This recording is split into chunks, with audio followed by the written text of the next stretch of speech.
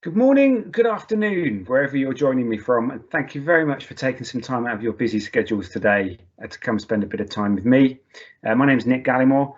I am Director of Talent Transformation and Insight here at Clear Review. Some of you might know me already, but for those of you who don't, I've spent my entire career helping organisations hire the best people and then get the very best from their people. I've done that in various guises, working with companies up and down the land to develop innovative talent management solutions. And for those of you who haven't met me already, I work with the Clear Review team to provide insight from the HR community that supports the development of our product. And I work with our customers to help them get the very best from our solutions. Now, we're hosting this session today on our Academy, so I'm imagining that by now you've already got a reasonably good understanding of who Clear Review are and what we do. If you haven't, you're in the perfect place to take a look around, understand a little bit more about continuous performance management and about some of the things that we do. But in either case, I'll be sharing a little bit more about the product later on that hopefully will whet your appetite for what's possible. But of course, we're here today to talk about hybrid working. Now, before you think this is just yet another hybrid working webinar, I know there's been a few to say the least. We are going to be putting our own, I like to think, unique slant on the conversation today. Now, obviously, from a timing perspective, we're at quite an interesting juncture, I think, to be talking about this thing now. This thing called hybrid. We are perhaps 1 month in from the complete unlocking, as we've been calling it here in the UK, and we're really at that epicenter now of witnessing the birth of hybrid and the removal of those legal restrictions. And we're just starting now as a set of organisations to really get our hands dirty, if you like, when it comes to hybrid. I myself travelled to one of our offices, I think for the third time since the start of the pandemic this week. It's still very quiet, albeit clearly there's some signs of life. And it feels certainly a little bit different to that original unlocking, as we might call it, that happened earlier on in the year. And I see it really as you know, we're now on the cusp, if you like, of yet another great disruption. That first great disruption, of course, saw us all moving from working almost completely on site, the majority of us, to working almost completely remotely, and all of the things that brought with it, the sudden pivot in technology, that sudden complete overnight changing of the way we worked. And I have to say, I think obviously Great Disruption 2 looks altogether different. Obviously now this whole period, the past kind of 18 months, has been a uniquely challenging time, and of course it's been littered with speculation about the future of work and what the hybrid working model will really look and feel like. And a lot of this discussion, a lot of the research, some of which we'll discuss today, has centered on the debate about where and when work will take place moving forwards, and how long will our people be in the office, how long will they spend at home. Now, rather than focus on that, and I did say earlier on that we've had our own unique spin on this, but rather than really focus on when and where today, I'm going to talk today instead about how. And I'm going to argue in particular that it is the question of how work happens moving forwards that really leads us, I think, to the answer of some of the challenges that we've got now. And that it's those organisations who focus purely on when and where work happens may well miss out on what I think is quite a huge transformational opportunity, and I'm sure many of you will agree, and potentially leave them at a competitive disadvantage. So I'm going to talk a little bit. I'm going to start up front by talking about some of the systemic challenges that we as HR professionals were dealing with, frankly, if we're honest, even pre-pandemic. And I'm going to move on to talk a little bit about how the pandemic has perhaps impacted some of those systemic challenges. And I'll go on to argue that actually now is the perfect time, if ever there's been a good time, for a really radical rethink, but not just about where and when, but about the very nature of how we think about and particularly how we organise work. And naturally, because it's what we're good at, it's because it's what we do, we'll focus in specifically towards the end on what the critical role that the very latest thinking and best practice on performance management and employee engagement plays in this. Now, you might, I suppose, have raised a couple of eyebrows a few seconds ago when I referred to some systemic challenges that I see even pre-pandemic that we were facing. So I'll start with some of those systemic challenges, and I'm going to start just by rewinding, taking us back 18 months in time, which obviously feels like quite a long time ago now, to be honest. But actually, it's really easy to forget that even pre-pandemic, we were facing, frankly, some really fundamental challenges with how we were approaching the concept of work. And here's some initial proof points.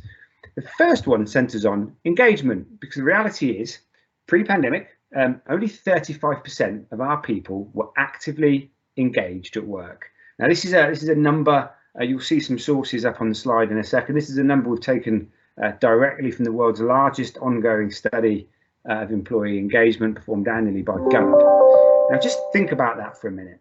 That's 65% of our teams who were actively disengaged at work.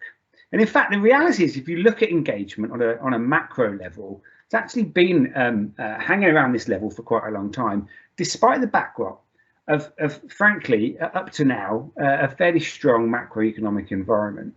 So actually, pre-pandemic, I said we'd start with some systemic challenges. Pre-pandemic, the key, the most important number that we've got suggests that actually we weren't very good at engaging our people. And sadly, we also weren't particularly good at hiring people either. Hiring is a topic particularly close to my heart. In perhaps the landmark study of its type performed by a company called Leadership IQ, it turns out that a staggering 46% of all new hires failed in the first 18 months. That's, when I say failed, I mean fired, quit, or had a poor performance rating, which isn't exactly a ringing endorsement of some of our recruiting practices. So pre-pandemic, just bear that in mind, two major issues: not very good at engaging people, got low baseline engagement, and actually a relatively high new hire failure rate. And finally, I think what's most importantly, if we look at productivity, it's obviously a key watchword at the moment. Productivity, of course, is critical for growth. Given that growth comes from really one of two things: either it comes from increasing the labour supply, so that we can have more people doing things, or from increasing our productivity, so we have people doing more things. And actually, when we look at productivity, this is where we find what McKinsey call the productivity puzzle. That puzzle is that despite all of our technological advances, all of the increased knowledge and expertise that we've accrued over the past few years, the rate of productivity growth in the UK, in fact, in many major economies, is actually slowing down. We are becoming worse at driving productivity improvements. Now, this should be alarming, right? It should be very, very alarming, because birth rates are also slowing down, which means we're not able to increase the labour supply either. So this productivity puzzle could be a real problem. And actually, when you look at the numbers, it turns out that in the decade between 2010 and 2020, productivity growth in the UK was just 0.6%. In the 10 years previous, it was 2%. In fact, the decade just gone was the worst decade for productivity growth since the early 1800s. Now, this statistic is so stark, so important, that the Royal Statistics Society, yes, it's a real thing, named it the UK statistic of the decade in 2019. And to quote them, why they did that, there is a very strong argument to say that if the UK could lift its productivity, we'd have more money in our pockets, more money for government to spend on services. And I think we all agree that would be a nice outcome for all of us. But the reality is, and I said, you might have some eyebrows raised, said we had some systemic issues, and here we are on the face of it. Quick deep with a quick dive into some numbers, we've got pre-pandemic, remember, even before any of the great disruptions took place. I know, and it sounds a bit uncomfortable, but actually the reality is we were not particularly good at engaging people. We weren't particularly good at hiring people. And we also weren't particularly good at getting the best out of people. And it was obviously against this particular backdrop that the pandemic arrived. And wasn't it interesting, I guess, to see what happened and the rate of change that took place during that period of time. Suddenly you had these companies who, perhaps in the past, simply there was no way they could support remote working before. It would simply never work. It would be a disaster for productivity. Suddenly, pretty quickly, in the early days of the pandemic, suddenly they could support remote working. Actually, they could make it work pretty well.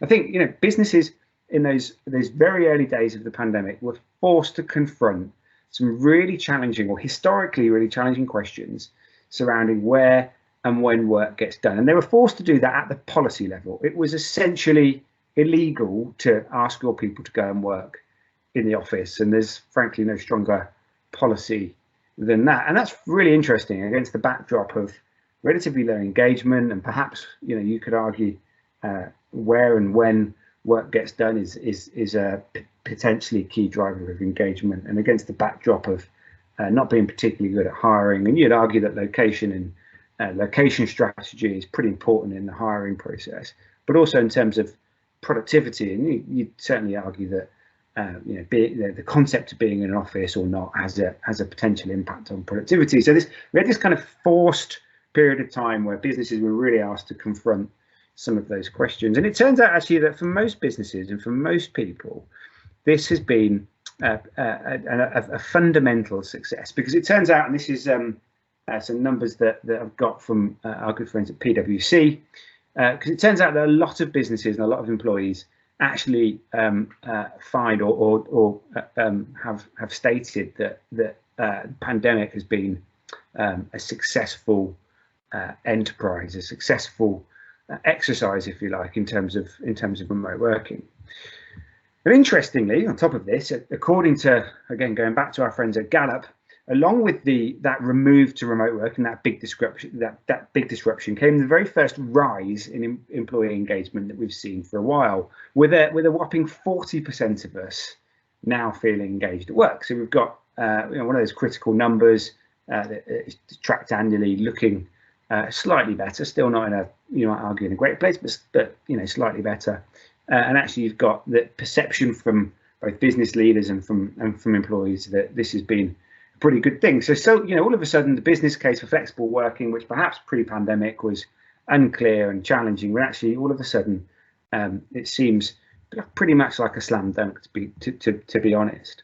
Now, of course, for some businesses, the pandemic wasn't just about where and when the work gets done. For those of us working in offices, in professional white-collar environments, the focus quite naturally has been on, are we in the office, are we at home, how much time are we spending in office, how much time are we spending at home. But actually some sectors have been forced to think perhaps more fundamentally about how the work gets done too. Think for a moment of the hospitality sector, which in the UK at least saw organisations pivot very quickly to things like offering home deliveries and takeout instead of sit-in in services, or the retail space where moves to e-commerce models were accelerated significantly. These are more fundamental changes that will have business leaders reflecting in a slightly different way. Those who were able to quickly adapt how the work gets done did well. Those who weren't, perhaps not so much. Now hold on to that thought, because I'm going to come back to it later on. But it's thought those who are agile and who could be creative about how they worked, not just when and where, were the ones potentially that flourished. Now, in a recent event that we ran with a group of HR directors, as part of an exercise to try to understand what we think is going to happen next, we came up with a couple of really interesting questions that we asked, and I'm going to share them throughout today's session. The first one, really trying to get at this whole exercise took place about 6 weeks ago. back in late July. And we asked a couple of questions and found some really interesting results. But what we were really trying to work out is, what do we think is going to happen next once we, and if we, touch wood, are able as a societal level to perhaps return to something near normal. What's going to happen next?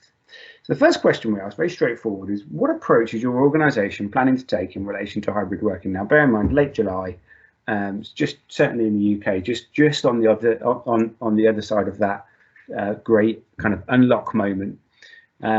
And what we found was really quite interesting at this point. We found that very, very few organisations at this point in time were planning on allowing either a fully remote workforce. Actually, only 4% of organisations said, you know what, remote working, we've been so successful, it's been so fantastic for our business, we're just going to keep that going forever. Only 4%.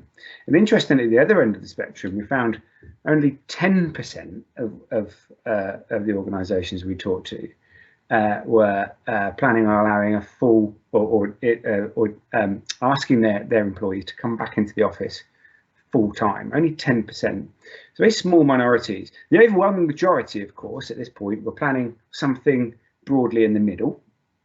And I should point out there's a deliberate distinction in the options that we gave people we asked between partially remote, as we call it, and employee choice.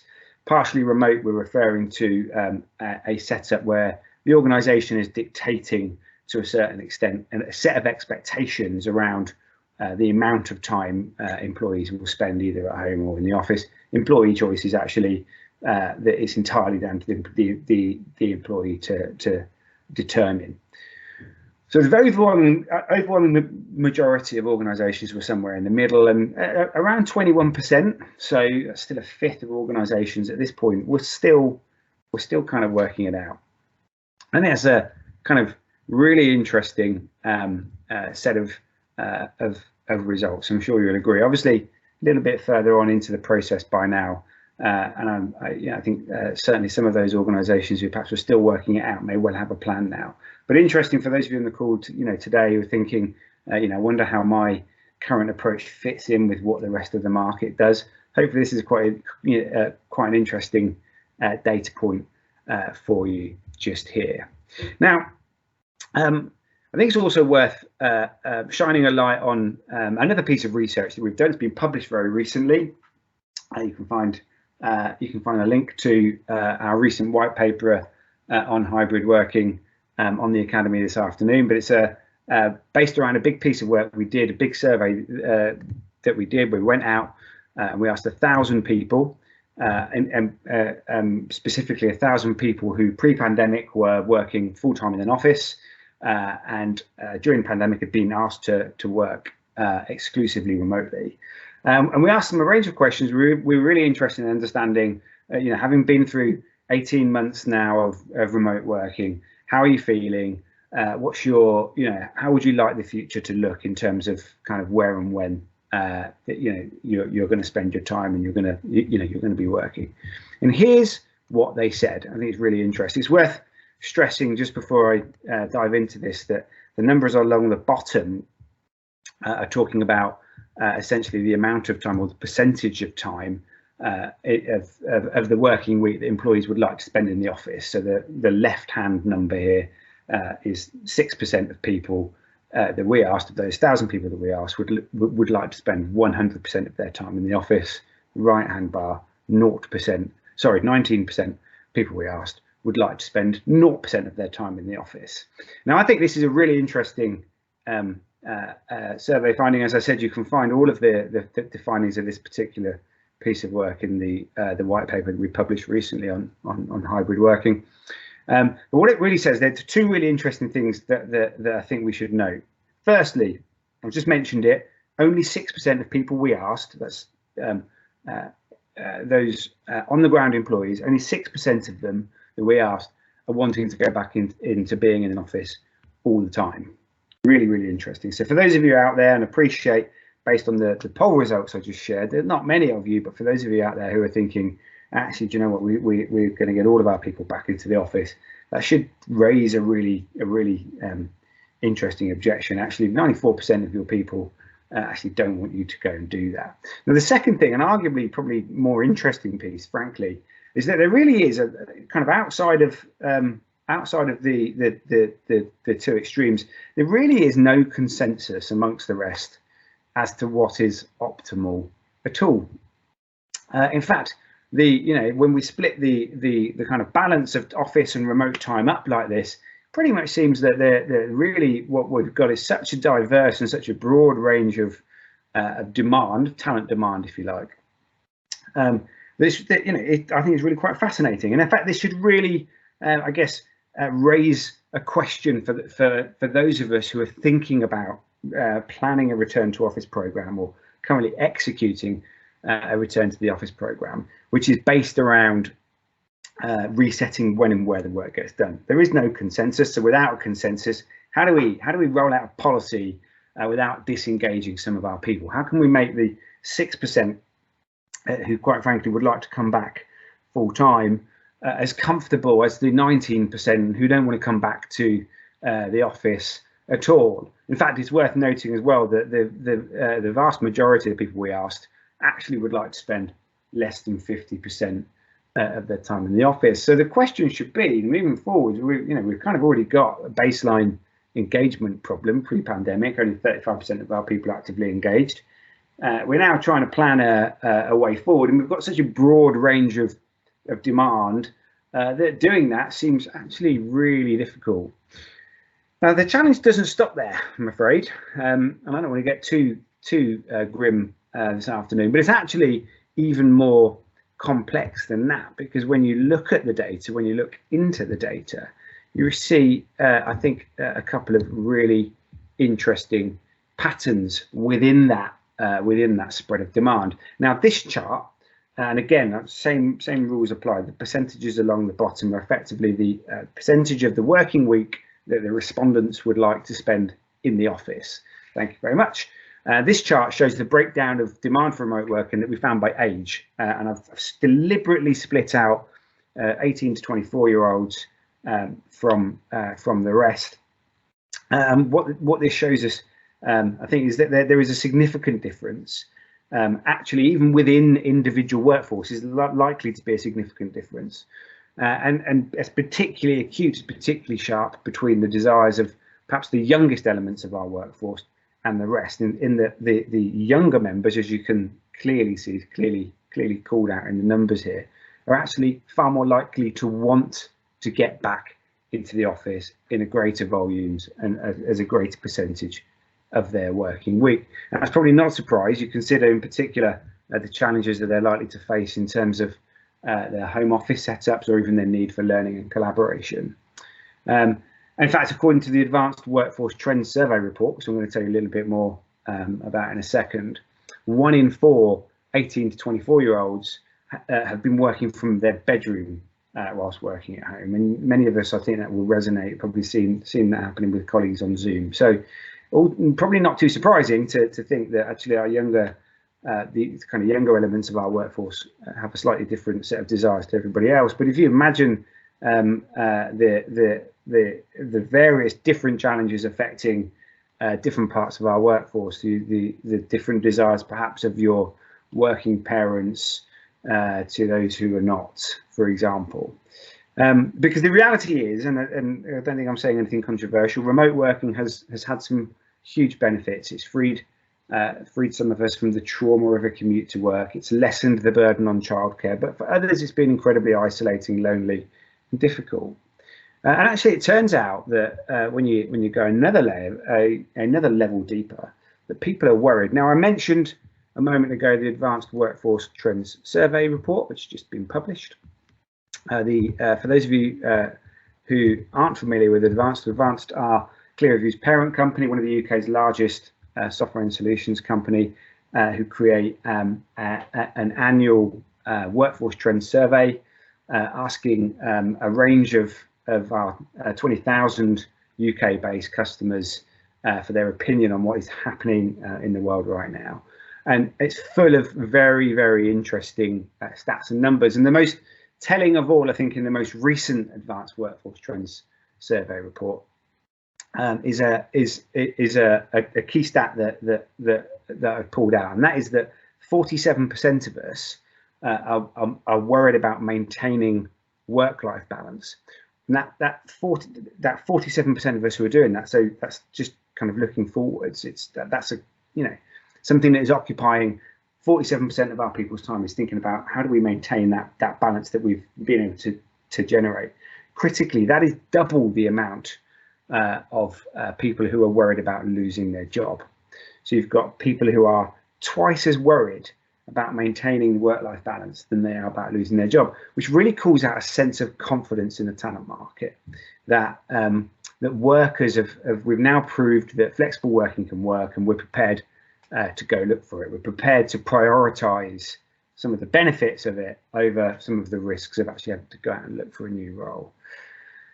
Now, that data, that point, and the reality around the spread of demand, that broad spectrum in terms of employee demand in particular, should be really problematic for any of us who are really looking at remote working and hybrid working through a purely policy lens. It's going to be a huge challenge, however you cut it up, to get a policy that dictates when and where work gets done to work for the organisation. And this is made a whole lot more difficult by the risk of getting it wrong. And one of the other major themes that you may have spotted in the industry at the moment is the concept of what I've been calling attrition debt. It's also been referred to as a turnover tsunami, the Great Resignation. But I'm referring, of course, to the fact that right now the recruitment market in particular is super hot. There's lots of movement going on. Pretty much every organisation I've been speaking to at the moment has been saying we've got a lot of hiring to do, and actually quite a lot of turnover at the moment. Now, to a certain extent, that attrition debt, as I like to call it, is made up of people who perhaps would have left in the intervening period between now and the start of the pandemic, but who didn't. Perhaps they didn't feel there's confidence in the market.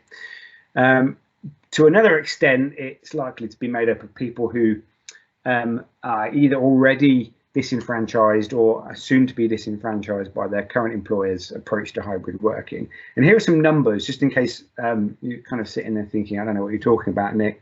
And hopefully by now you figured out that I really like numbers, by the way. So apologies, I don't think I've got too many more after these ones. But the first one I'll call out comes from the Achievers Engagement and Retention Report, which again, it's an annual report which looks at the propensity of people to go and look for a new job.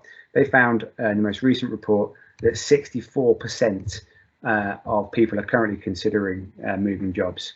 That's a lot of people. And if you're wondering how much, well, don't worry, I've got another number for you, because according to the Microsoft Work Trends Index report, again, another annual report, a little bit like the advanced one that is run annually, they're calling out and saying that actually that job switching intent, that 64%, is double what is normal. So we've got this really interesting challenge ahead of us when it comes to attrition, and I think certainly retention and attrition and hiring is going to be a big theme for the rest of 2021 for many of us.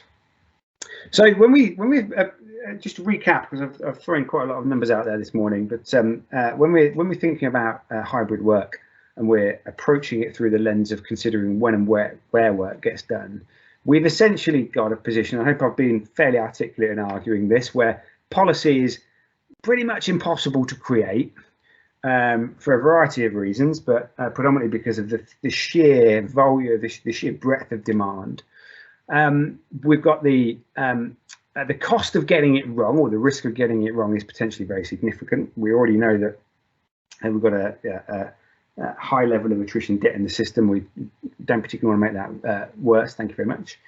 And we've got already a set of underlying systemic issues that, frankly, were keeping some of us awake at night even before all of this came along. And actually, when you bear all that in mind, I'm aware I've created quite a negative picture, and I promise I'm going to come to the solution. But when you bear that all of that in mind, it should come as no surprise that when you look at what other companies are doing, there's not exactly a sense of consensus out there at all. I'll give you a few examples. Firstly, one of my favourite examples from Deloitte. Deloitte have decided, actually, do you know what? Remote working, such a fundamental success. Really happy with how it's gone.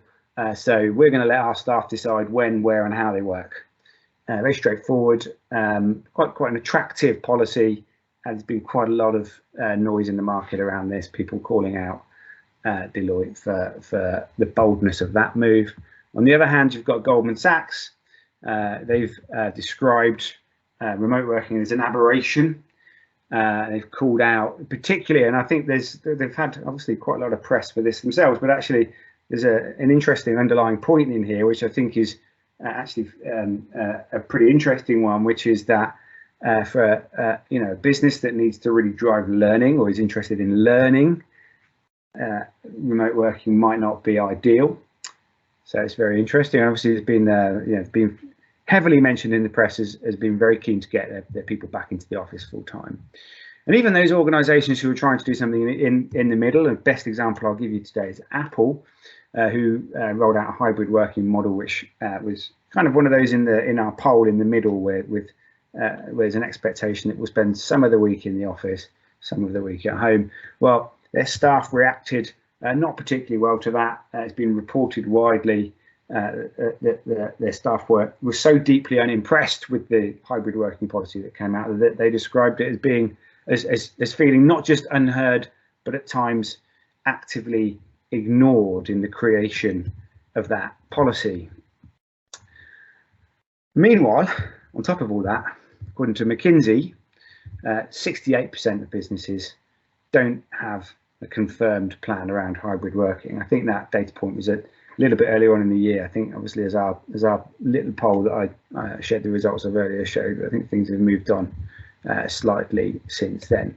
But anyway, it's probably not a particularly huge surprise given the challenge and the baseline numbers that I talked about. Just what a variety of different approaches we've had, and hopefully really underlines just that interesting and challenging, unique times that we find ourselves in, with a fundamental shift in how we're thinking about work, but off the baseline of that, really low baseline levels of engagement, a history of really not very good hiring decisions, that really quite alarming low productivity growth that we've had. The imbalance perhaps between some of our employee hopes and our organizational aims is not quite synced up, and that risk of attrition and potentially damage to employer brand. It's an interesting time to be in HR. I'm sure we'll all agree. And it's companies who win. Companies who will win will be those who can, despite all of this, create highly engaged, highly productive workforce in a potentially changing future world. And the question, of course, is how. And I promised I would get to this. And I'm gonna give you the clear review opinion. Now, there is, of course, a practical reality, a practical challenge with hybrid that needs to be talked about and described. That practical reality really comes from that practical challenge, I should say. Sorry, it really comes from, or seems, I guess, really hard to solve, particularly when we look at it solely through the lens of where and when work gets done. Because when you look at it through where and when work gets done, this is where you get that really frustrating, challenging picture. The arbitrary rules that you create around where you should be in the office, they're still arbitrary. The flexible approaches, so that Deloitte approach of, hey, you can come into the office whenever you like, well, that actually makes pretty difficult to plan facilities and office space. It's like, how many desks do we need? Where do we need to put them? That becomes a bit of a challenge. One of the other interesting things I think we've seen recently is with many of the companies I've been speaking to have been beginning to hire in a much more kind of geography agnostic way. And that actually creates obviously a whole bunch of benefits to the business, but equally creates, again, a set of challenges around facilities. Where do we make facilities available? What's the role of the office? There's a whole challenge around that. There's a whole challenge around technology, frankly, as well. If we're just thinking about when and where, because the reality is that technology we're using today, which is designed to support remote and virtual working, it wasn't designed for hybrid. So, how is that meeting with your, with some people being in the room physically, some people being in the room virtually? How's that going to go? How do we make sure people are, part of decisions in that kind of setup? It's really challenging, but it's really challenging when specifically through that lens of when and where. Now, what we think, and I mentioned this briefly earlier, what we think the way to really win with hybrid is to use a different lens and to ask a different question. It's not about when and where the work gets done, but instead it's about what is the work that our organization needs to do, and how are we going to get that work done. Now, to explore, and that's really important, so I'll say it again, we think the way to win is to look at the question, not of when and where are we going to ask our people to work, but what is the work that we need to do? How are we going to get it done? Now, to explore that idea further, I'm just going to dive for a few brief minutes into the field of well-being and employee engagement. And I'm sure you'll all agree with me, or most of you, will agree with me that well-being in particular and employee engagement, particularly well-being, is something that's really risen up the strategic priority lists of HR directors recently. In fact, I mentioned earlier on the poll of HR directors that we did recently. Well, the other key question we asked them was around well-being, and it was specifically around the effect that the pandemic has had on their organisation's approach to well-being. And we gave three options. Number one, well-being is not a specific focus of ours at the moment. It's not really a strategic priority of ours. Number two, we've recently started to measure and started to think about well-being. Perhaps we've put surveys out, post tools, or put in place new resources. Well, number three, actually, we were already focusing strongly on well-being before the pandemic, and this is what we found. Again, super interesting. We found that actually 22%, so that's higher than we thought, don't have well-being on the agenda at the moment, and it's not a huge area of focus for them. 32% already were thinking about it, but actually 46%, which is a huge chunk, really since the start of the pandemic, have really seen this move up. Suddenly, this is, this concept of well-being has become super important, and I think that's kind of really interesting, and particularly really interesting to us here at Clearview, because one of the things we've been busy doing here at Clearview, and I know that certainly some of you who are customers of ours will know that we've been doing this, but we've been tracking well-being activity and employee engagement, and we've been doing this particularly strongly since the start of the pandemic, because we really wanted to try and understand or unpick what the impact of the changing work demands and the changing way we're thinking about work have had on people. And there's two ways that we can do this. Now, the first is that we within Clearview we track conversations that take place between managers and employees in our customer organisations.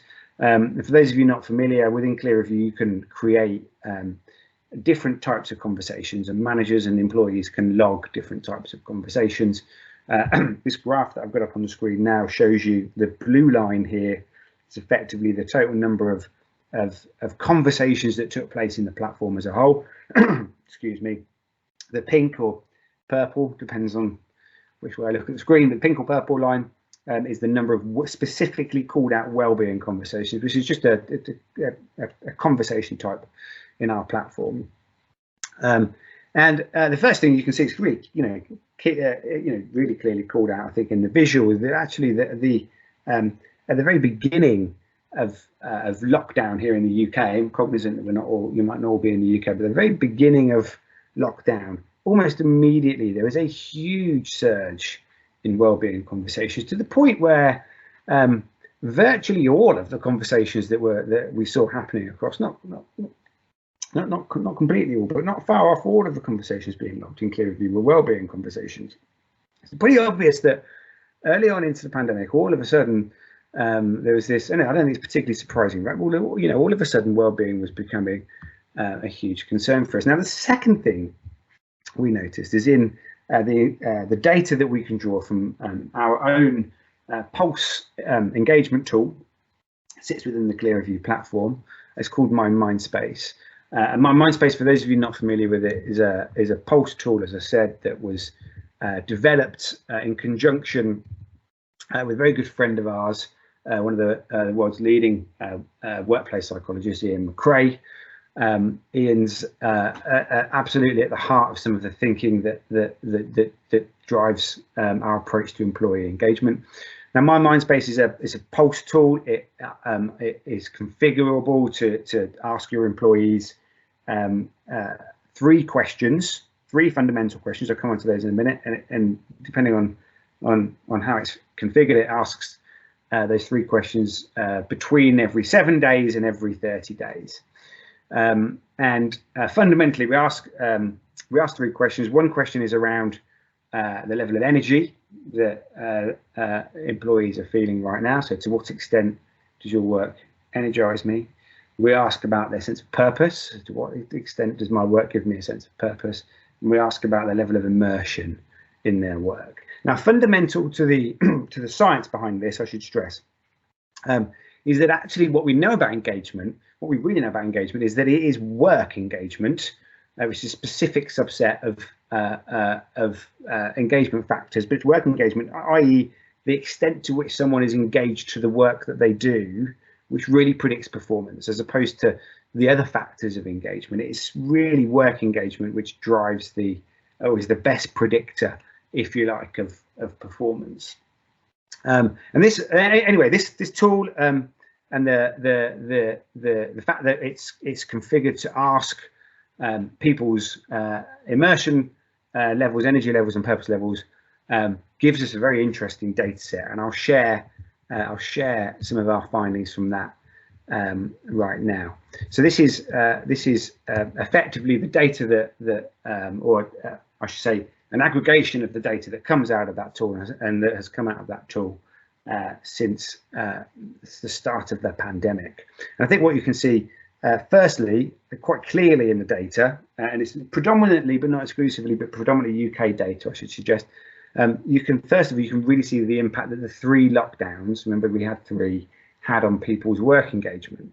You can see that particularly in the energy line, which has consistently dropped the further that we were forced into lockdown. But you can also see that despite this, work engagement and how engaged we were by the work that we do recovered pretty quickly, actually, after each lockdown. And that suggests that ultimately, when we think about how much we enjoy our work, actually being in forced lockdown, so being forced to be at home, has actually had a pretty negative impact on our energy, immersion, and purpose.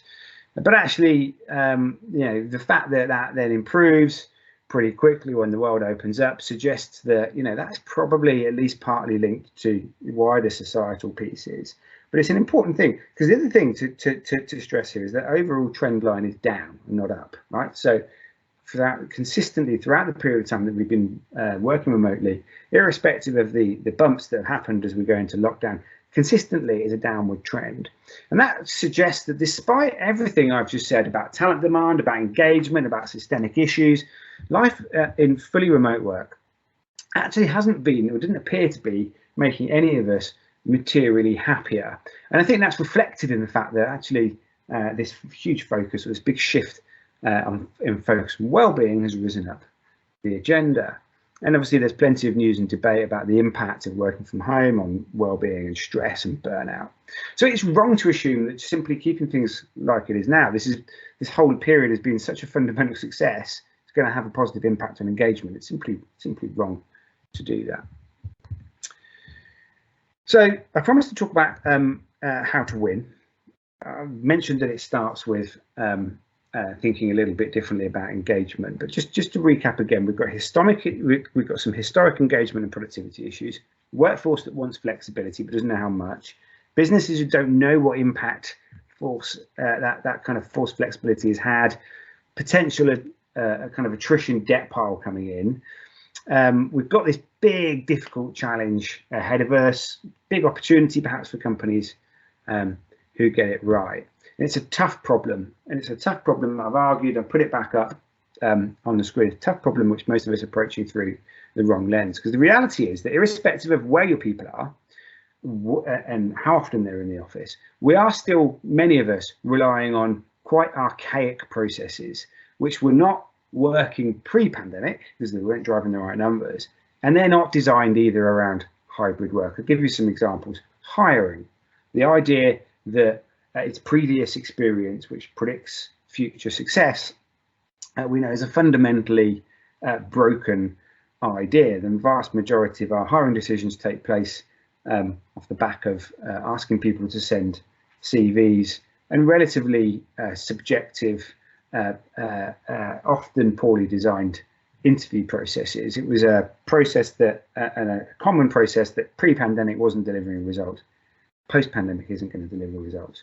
Engagement, the idea that the most of the engagement methodologies many of us used are based around the idea that engagement is relatively stable and can be measured once a year, actually was a fairly challenging idea even pre-pandemic, but actually post-pandemic really is something that needs to be looked at again quite fundamentally. The idea, if you think about the word of organization design for a moment, organizations, we've all historically used to designing our organizations around the notion that it's the best person, the best person to do a specific task is the person with the right job title. And increasingly what we're starting to see in the market now is organizations thinking quite differently about skills and about how they develop and think about spreading work out across their organization. So that's something else that potentially is broken. But critically for me, critically for all of us at ClearReview, it's performance management that we'd like to shine a light on, because performance management, the classic approach to performance management, is designed around the idea that objectives are static and that performance can be measured on a bell curve. Pre-pandemic, this was already an idea that fundamentally was being challenged.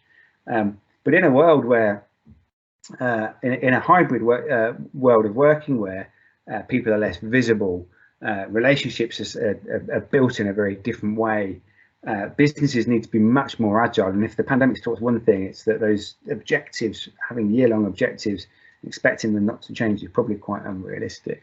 This is quite broken. So back to that question of how and when and what can we do in order to win. I believe fundamentally that at the heart of all the data points and considerations I've just been through, and anything you can read elsewhere, are our people. And I believe our people are trying to tell us something. And it's not that moving forwards they'd like to spend 3 days a week working from home and 2 days in the office, and that every Thursday they need to pick the kids up. They're telling us this. They're telling us, number one, they're telling us, tell me what the important outcomes are. Give me the resources I need and empower me to get the work done. Because that's what we've been doing during the period of remote working. We've had to double down on explaining, as our managers and leaders have had to double down on explaining what it is we're trying to do. We've had to double down on trusting and empowering people to get the work done. We've had no choice. Our people have learned that when they're forced to, they can be remarkably resilient and facilitate all manner of work remotely. And they've learned that priorities change quickly and rapidly and not on an annual schedule. And it's worked for them. I think our people are telling us, measure my results, not my presence. They've learned that they don't need to be in the office to get you results. So why are we thinking about forcing them to go back into the office? And I think they're telling us, understand that I will achieve better results when I'm well. We've all learned, and I think it's a really great lesson for us all to learn, that the importance of our own mental and physical well-being and how important that is to success. This is the three questions that I think, the three things, sorry, I think that our people are telling us in all of the data points that we've said. And I believe companies who win will be companies who think really, really carefully about how to implement hybrid. I think it will be companies who avoid creating arbitrary rules, and I think it will be companies who think or who encourage their people to think carefully about how best to achieve tasks. Let me give you an example. It's just a nice way of illuminating this. Imagine a group of people close to my heart. Rather than asking for instance, a recruiter to work from the office 2 days a week, instead ask them to consider how do they best achieve the best outcome from the tasks they need to do, i.e. make it really clear to our recruiters, what are the outcome we need you to drive? Make sure they've got the resources and empower them to get it done the best they can. And if you think about that, think about the topic of onboarding. We've all learned onboarding somebody is possible remotely. Absolutely possible. We've all done it. We might argue, and I'm not saying I do, you might argue that it's better done face to face. But it's the task in that particular instance that's better than face to face. It's not because it's not. It shouldn't be done face to face because of an arbitrary rule about when somebody is or isn't in the office. We shouldn't be in a situation where saying, "I'm really sorry, I can't onboard you because I'm not in the office on a Tuesday. It's not my working pattern." It should be, how do we encourage our people to understand the task that needs to be done and where it's going to be done better? And lastly, I believe that those companies who win will be companies who can measure and track engagement much more frequently. Last year obviously has shown us just how quickly life can change. Now, in order to make this way, in order to achieve this, in order to put work at the centre, as I've articulated in this slide, now is really the time to rethink about how you organise the work. And I'm afraid to do this, and I said I'll do this up front, but to do this, we do need to talk about performance management, and we do need to re-examine some of our tired, old goal setting and performance management processes, because actually done right, it is a good quality continuous performance management approach that I believe will enable us to win in a hybrid world. And I should stress before I do this, Clearview is it's a continuous performance management software company. I'm talking here about the process itself. So whether it's done in a computerized system or not, it's some of the concepts that underpin continuous performance management that can have a really key impact on hybrid success. Now, if we just think about performance management for a moment, and we go back again pre-pandemic, and we think about, well, what is performance management? What did it look like? Well, traditional processes around performance management. It was already a lot of dialogue and a lot of conversation around how broken they were. Annual objectives, we know were already not agile enough. Many times, processes were more about pay and reward, not about actual performance improvement. And actually, the reality is that many approaches to performance management, traditional performance management, lead to neither better performance or particularly good performance measurement outcomes. So really, the aim of performance management in the new world should be about helping people feel better about work and driving performance. And here's how we do that. Here's how that works, and here's why that works. It's modern performance management, which, by the way, is continuous. It's not annual. It's focused on factors that drive performance, and I'm going to talk about them very briefly in a moment. The factors are agile goals, real-time feedback, and good quality conversations. They're absolutely key to unlocking hybrid success. And I believe, as I've just said, switching to continuous performance management will have a far more meaningful impact on defining what work is, how it gets done, than putting in arbitrary rules. Now, we've boiled this down to a 5-step process. As I just said, this 5-step process, which we call the high productivity model, is a process. It can be implemented by anyone. It can be supported by technology if you wish. It doesn't need to be, but it's a process. And I'm going to run you through it. Obviously, I've got one eye on the time, so I'll be quite quick with this. I'll run you through this quite quickly. But the 5-step high productivity model consists of 5 different stages. So what we're saying here is, if you want to create in the hybrid world, if you really want to create an organization that's highly productive and with high level of engagement, these are 5 steps that we think you should go through. Number 1, most important, align deliverables to strategy. I'll explain that in a moment. Number 2, empower achievement. Number 3, optimize for well-being and engagement. Think back to the slide I just shared with what do we think our employees are trying to tell us. Number 4, recognize contributions. Number 5, reflect and revise. And I'll whiz through what we're talking about with these pretty quickly. Number 1, align deliverables to strategy. What do we mean by that? Well, what we really mean by that is to start thinking about your approach to organizational objectives. Organizational objectives should always be aligned to strategic goals. They should be agile, and they should really enable greater collaboration within and across teams. Now, again, organizational objectives and rethinking how you create them, particularly rethinking the window in which you ask people to achieve objectives, is a critical part of unpicking the hybrid puzzle. And I'll stress, as I've said all along, you you can achieve this without a piece of technology, but if you wish, there's a screenshot from our platform which shows how focused you can get on thinking about organisation objectives. This is a particular example of an individual creating a performance goal which is aligned to an organisational strategy with a relatively short-term tenure, but really specifically calling out what is important. So this is really helping. This approach to organisational objectives really helps everybody in your organisation understand what is the work that's really important for me to achieve right now. Stage two is step two is the concept of empowering achievement. How do we do that? Well, we do that through regular, structured, really great quality coaching conversations between managers and employees. So we've set some agile objectives. Everybody in the business knows what the important work they should be doing right now is. That's backed up with having really good quality conversations with their managers which talk about progress against those objectives. Are there any objectives that we're struggling with? Are there obstacles in the way? How can we overcome those? How are you getting on with those?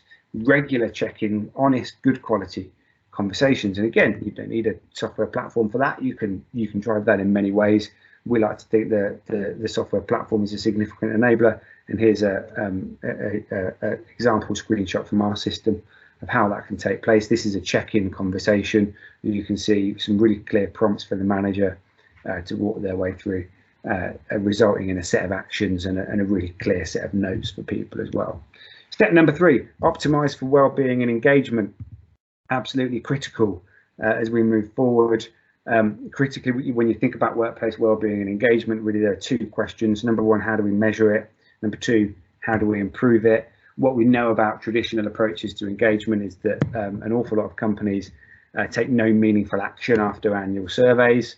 I talked about the My Mindspace tool earlier on, which is a pulse engagement tool that we offer. It enables our customers to understand what is happening and how the organisation is feeling on an ongoing real-time basis, and enables them to really react much more quickly to what's going on. And it also encourages that manager to employee set of conversations and interest in well-being. Step 4, recognise contributions. How do we do that? We do that through feedback. When I talk about feedback, I'm talking about really good quality, meaningful, clear, specific feedback that is preferably in writing. It provides the recipient with really clear knowledge of how good the thing that they've just done was. So if you think about, trace it back to the beginning of the process, everybody in the organisation has got really clear goals that are aligned to the organisational goals.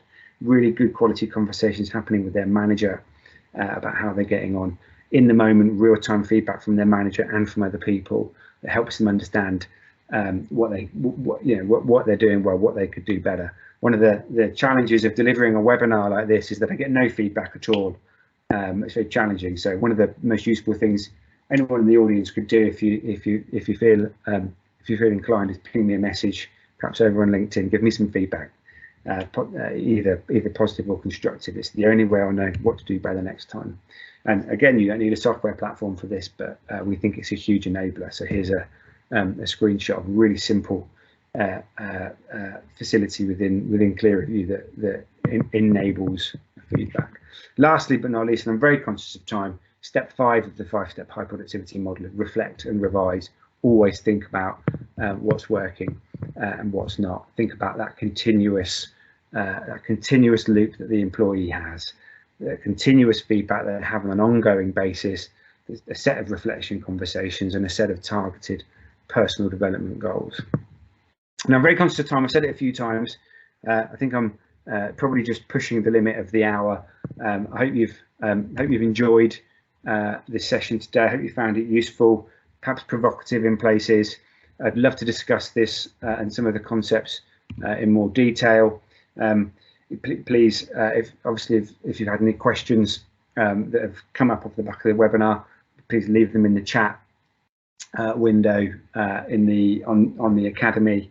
I'd be more than happy to come back to you on the Academy directly. I'll be around after this session, hanging around on the Academy, ready to have a chat if anybody wants to. Equally, you can find us on your usual social channels or contact us directly, hello@clearreview.com. Thanks very much for joining me. Take care and speak to you soon.